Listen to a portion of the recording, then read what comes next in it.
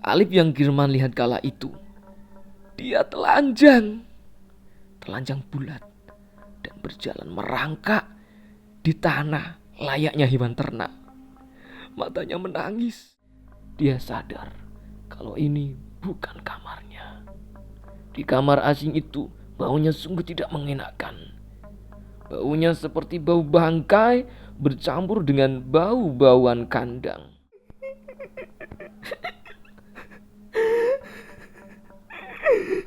Mas, mas, masnya bisa bantu saya.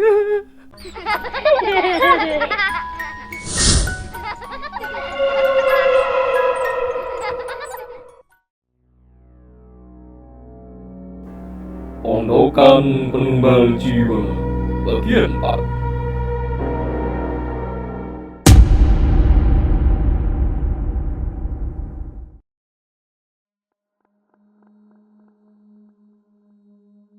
Cahaya lampu di belokan jalan itu jatuh pada bagian atas tubuh Kirman. Sebagian lain tertempel oleh bayangan gelap. Kirman diam di bawah lampu melihat kosannya. Matanya yang tertutup bayangan mengeluarkan aura positif. Aku akan bisa melaluinya, gumamnya meyakinkan hati. Kunci dimasukkan lalu diputar. Suara pintu sudah bisa dibuka.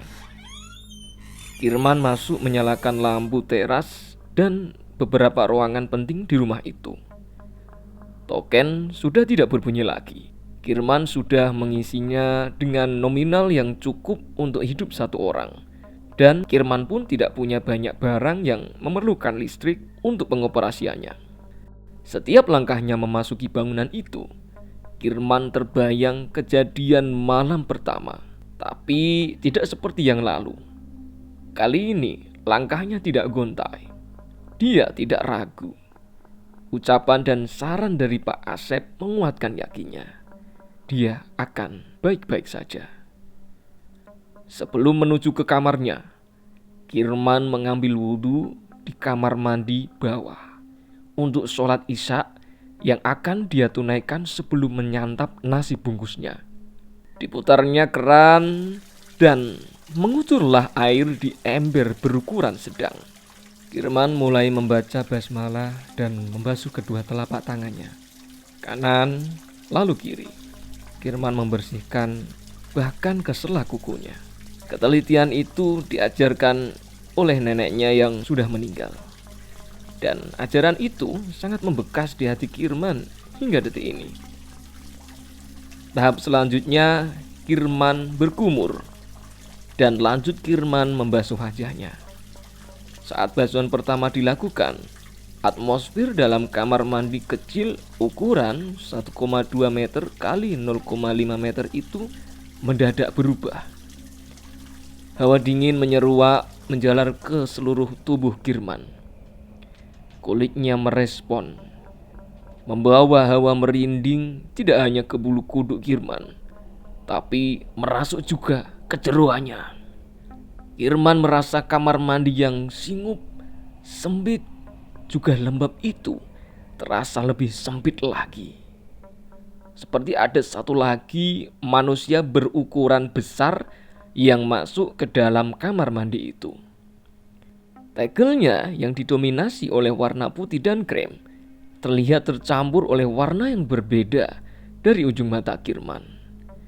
Ada bagiannya yang berwarna lebih kehitam-hitaman. Keanehan itu tepatnya berada di sisi belakang Kirman. Entah itu rasa lelah yang membuatnya berhalusinasi, atau memang ada sosok berwarna hitam yang berdiri setinggi 3 meter tengah mengawasinya.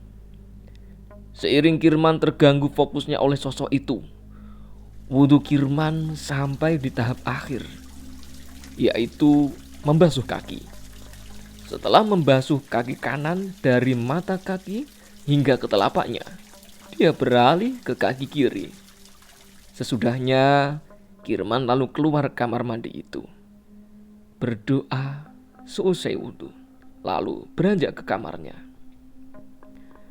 10 menit telah lewat. Kirman merampungkan sholat isya-nya sudah dari beberapa menit lalu. Diteruskannya dengan wirid singkat, lalu diakhiri dengan doa.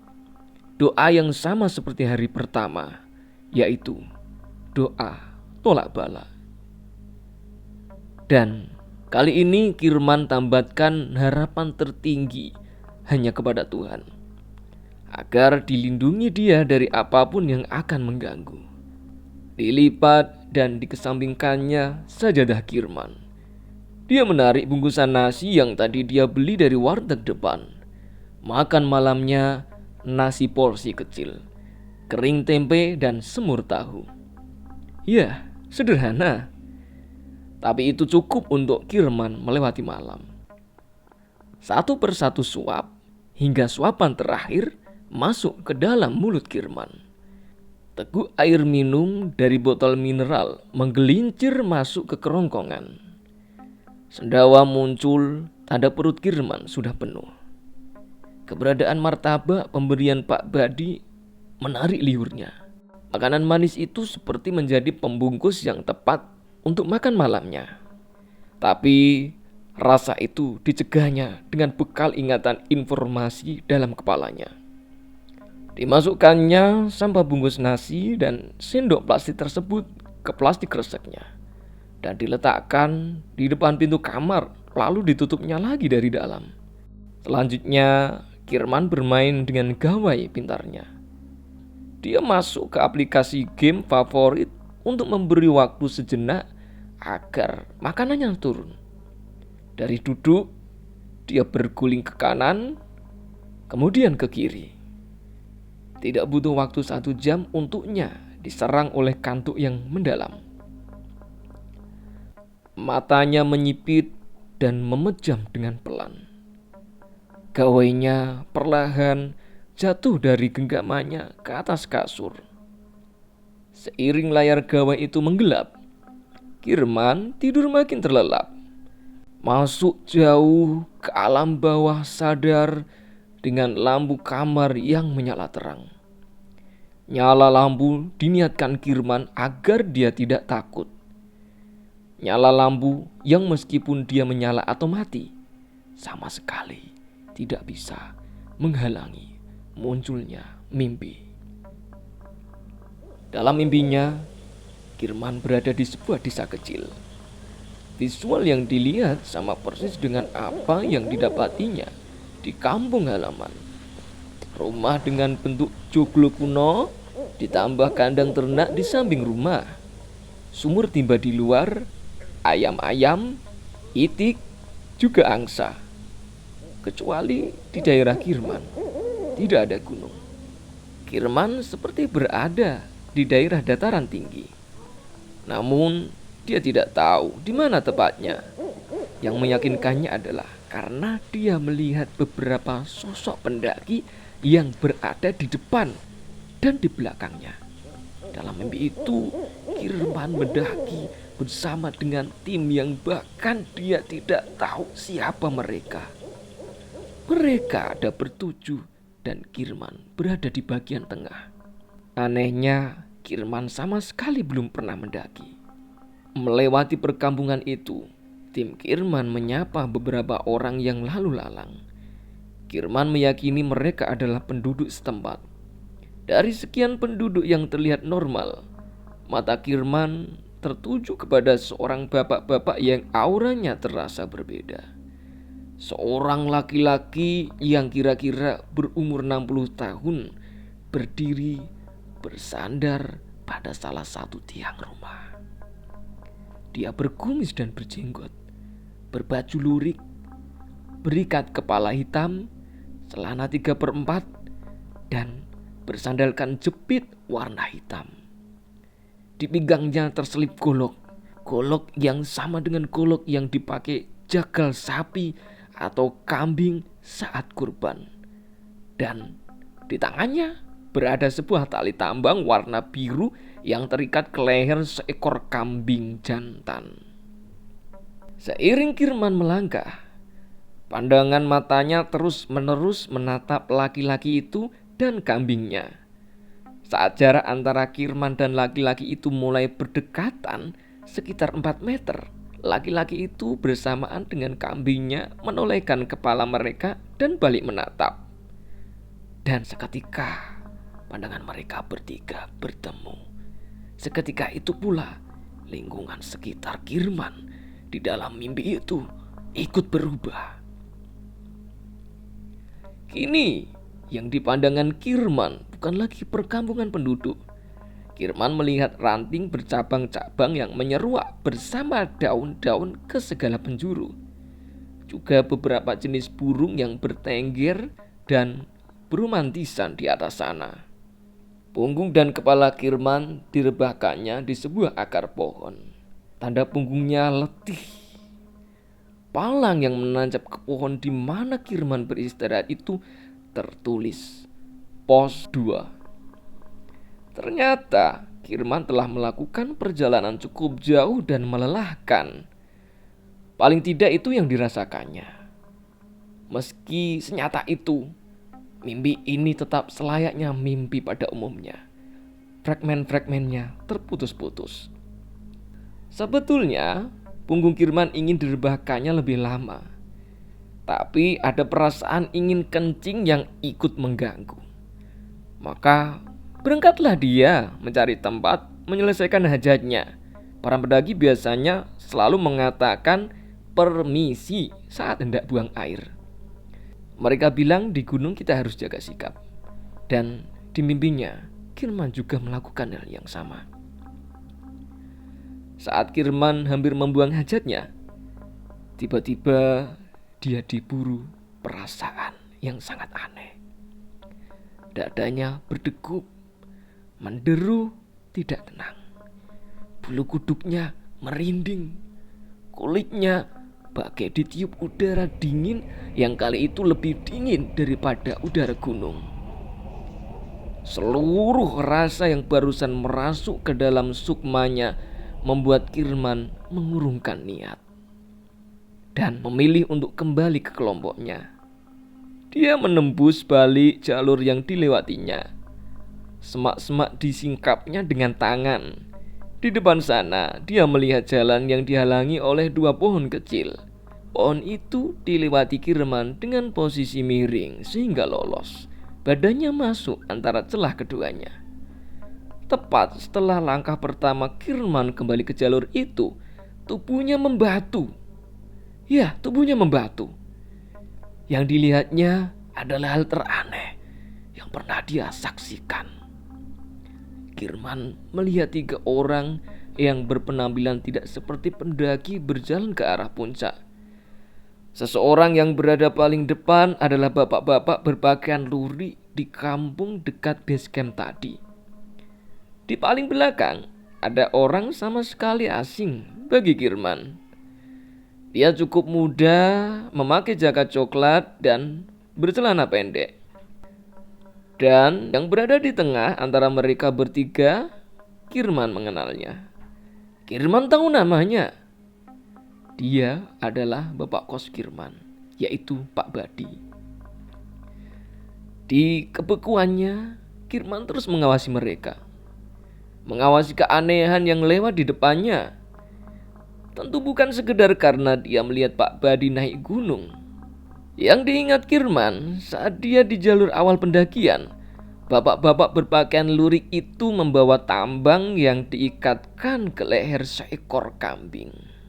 Tapi yang dilihat Kirman saat berpapasan dengan 3 orang di jalur pendakian itu, ya itu bukanlah kambing. Itu adalah Alif. Alif yang diikat dan ditarik macam kambing. Alif yang Kirman lihat di malam pertama di kosannya dia. Alif, iya Alif. Alif yang kehilangan kepalanya. Alif yang Kirman lihat kala itu, dia telanjang bulat dan berjalan merangkak di tanah layaknya hewan ternak. Matanya menangis dan mulutnya mencoba berteriak, mencoba bersuara. Dia mencoba meminta tolong dengan menoleh ke siapapun yang berpapasan dengannya, termasuk dengan Kirman. Tapi yang keluar dari mulutnya hanya suara kambing yang mengembek.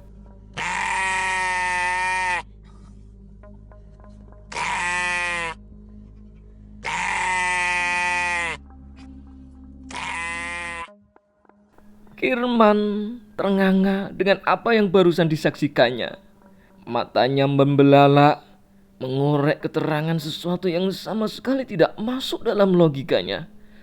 Otaknya bergejolak. Apakah ini yang sebenarnya dialami oleh Alif? Ritual penyembelihan kambing yang ternyata sebenarnya adalah Alif yang disembelih. Dan apakah memang Pak Badi yang menebalkannya? Butuh waktu untuk menggerakkan kaki Kirman dari kaki yang mengujamnya saat rombongan 3 orang itu melewatinya. Kirman bergegas kembali ke timnya dan mencoba mengkonfirmasi dengan kepanikannya. Teman-teman, kalian lihat barusan kan? Bapak-bapak itu, ya, bapak-bapak itu menarik manusia ke atas kambing. Iya betul kan? Paniknya Kirman membuatnya tidak sadar bahwa ada aturan tak tertulis agar tidak membicarakan mistis di gunung. Tapi setelah keluar pertanyaan itu dari mulutnya, kejadian yang muncul menjadi aneh dan semakin aneh. Teman-teman timnya yang dilihatnya sedang memijit kaki sendiri atau meminum seduhan kopi, memotret pemandangan. Mereka semua menjawab secara bersamaan. Tidak ada yang aneh. Jalur ini jalur spiritual. Mereka terbiasa menyembelih kambing di sini.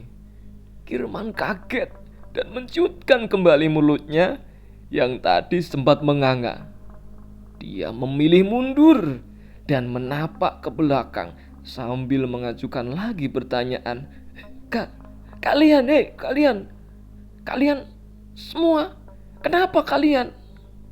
Ada apa ini? Kenapa kalian seperti ini? Sontak, jawaban yang sama pun keluar. Tapi kali ini mereka bukan hanya serentak menjawab dengan jawaban yang sama, tapi juga serentak memandang ke Kirman. Tidak ada yang aneh. Jalur ini jalur spiritual. Mereka terbiasa menyembelih kambing di sini. Tidak ada yang aneh. Jalur ini jalur spiritual. Mereka terbiasa menyembelih kambing di sini. Tidak ada yang aneh. Jalur ini jalur spiritual. Mereka terbiasa menyembelih kambing di sini. Sayup-sayup. Di antara jawaban itu, Kirman mendengar suara kambing. Suara Alif yang tadi dia ditarik ke atas. Tidak ada yang aneh. Jalur ini jalur spiritual. Mereka terbiasa menyembelih kambing di sini. Tidak ada yang aneh. Jalur ini jalur spiritual. Mereka terbiasa menyembelih kambing di sini. Tidak ada yang aneh. Jalur ini jalur spiritual. Mereka terbiasa menyembelih kambing di sini. Sontak, suara kambing itu membangunkan Kirman dari tidurnya. Sehingga Kirman pun bertakbir. Allahu Akbar. Nafasnya terengah-engah. Keringatnya mengucur sangat banyak sampai membanjiri kaosnya. Allahu Akbar. Allahu Akbar. Astagfirullahaladzim. Allahu Akbar. Allahu Akbar. Ya Allah, astagfirullahaladzim. Bangunnya Kirman bukan hanya sekedar duduk.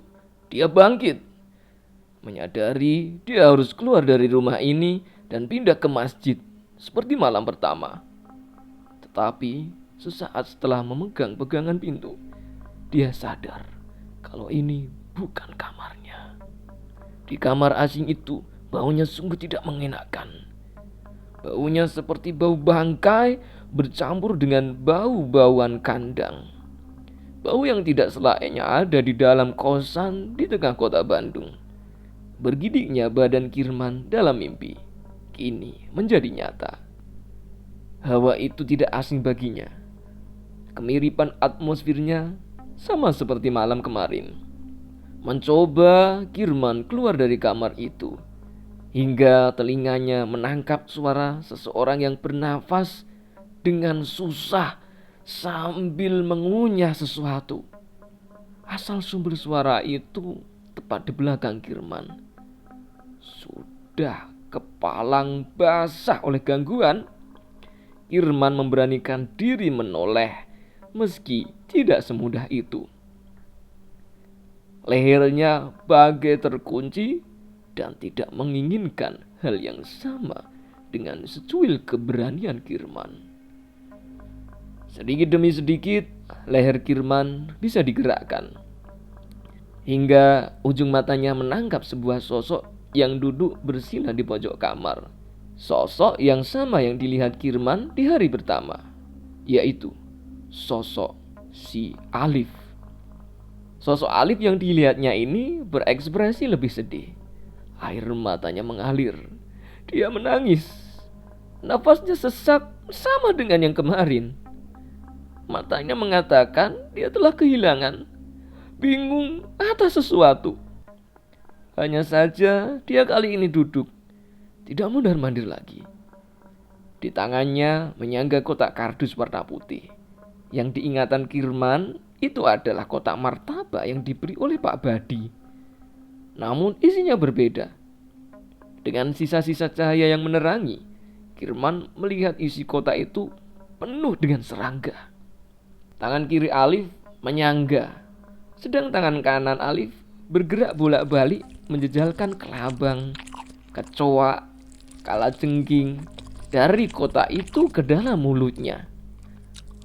Semakin dia menjejali mulutnya, bertambah lagi tangisannya.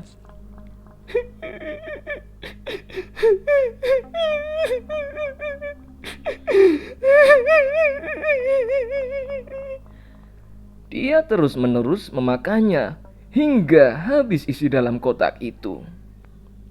Dalam tangis, nafas yang sesak, dan keadaan mulut yang penuh terisi oleh segala serangga tadi, Alif mengeluarkan kalimat meminta tolong.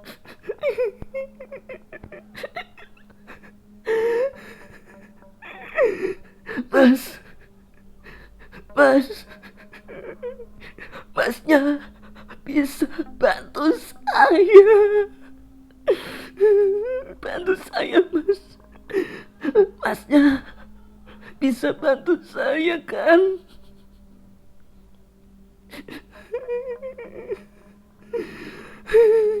Mas, bantu saya, Mas. Masnya bisa bantu saya. Kalimat terakhir itu tidak membuat Kirman takut, tapi meninggalkan rasa sedih. Dan dengan rasa sedih itu, Kirman bangun dari mimpi keduanya. Bangun yang tidak bersama dengan kepanikan. Matanya yang terbuka itu membawa hatinya berucap kalimat suci. La ilaha illallah wahdahu la syarikalah, lahul mulku walahul hamdu, yuhyi wa yumitu, wa huwa ala kulli syai'in qadir. La haula wa la quwata illa billahil aliyil azim. Dibangkitkan tubuh Kirman agar terduduk menghadap kiblat. Dia mengirim Fatihah untuk Alif. Mungkin ini adalah sesuatu yang sebenarnya dimintai tolong oleh Alif. Doa untuk sukmanya. Doa untuk tenangnya dia di alam sana. Esoknya, sebelum Kirman berangkat bekerja, dia berhenti di ruang tamu tempat dia bertemu dengan Alif. Di sana dia kembali menghadiahi arwah Alif dengan bacaan suratul Fatihah. Dia niatkan agar Alif ditenangkan oleh Allah Subhanahu wa taala. Di kafe, dia menceritakan semuanya kepada Mas Agung dan meminta tolong kepada Mas Agung untuk bisa menginap di kosan Mas Agung hingga Kirman dapat kos baru lagi. Mereka berdua berencana untuk memantau kos milik Pak Badi. Tujuannya sama dengan apa yang dipikirkan oleh Mas Agung. Jangan sampai ada orang lain yang berakhir seperti Alif. Kirman mengabadikan kisah Alif dalam kalbunya. Sesekali dia mengirim surah Al-Fatihah untuknya. Untuk sosok Alif korban dari keserakahan. Alif korban dari pondokan penumbal jiwa.